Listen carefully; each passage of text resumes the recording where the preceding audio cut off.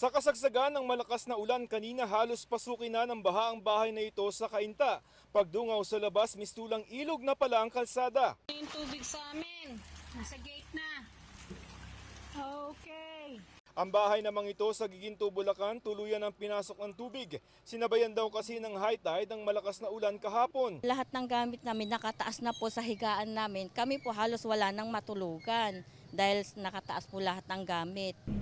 Ganito rin ang sitwasyon sa ilan pang parte ng Giginto kung saan ang ilan gumagamit na ng balsa para makatawid sa abot-hitang baha. Ganito naman ang sitwasyon sa bayan ng Kalumpit. Ang mga silid-aralan pinasok na rin ng baha. Ang mga kalalakihang ito bangka na ang ginagamit bilang transportasyon. Ayon sa mga residente, may ilang lugar na roong lampas dibdib at ang iba'y lampas tao na. Sa amin po, pagpasok pa lang sa amin, lampas tao na eh. Bago pa lang bumaha, nagsimula na kami mag-akyat. Wala rin pinag-ibayan sa sitwasyon sa bayan ng Balagtas na abot hanggang binti ang baha.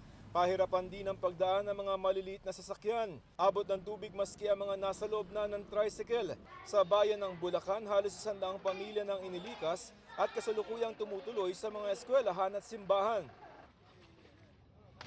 Sa kabila niya ng ilang kabataang ito, tuloy sa paliligo sa ilog kahit malakas ang agos.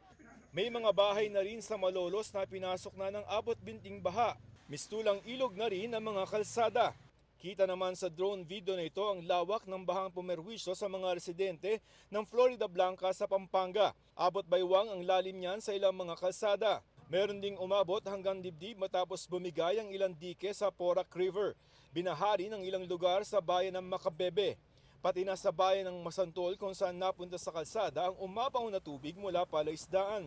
Ayon sa tala ng MDRRMO, nasa 132 na barangay sa 14 na LGUs sa Pampanga ang lubog sa baha.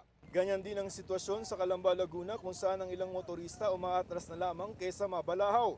Hindi lamang baha ang namerwisyo sa ibang probinsya. Sa South Cotabato, malakas na hangin na nagpadapa sa ilang bahay sa bayan ng Lake Cebu. Ayon sa LGU, maging ang ilang classroom at sagingan na apektuhan. Sa ilang probinsya naman, kabi-kabilang landslide ang naitalag, gaya sa Longlong Tamawan Road kung saan naglalaki ang mga bato na may kasamang putik mula sa bahagi ng bundok ang bumagsak sa kalsada.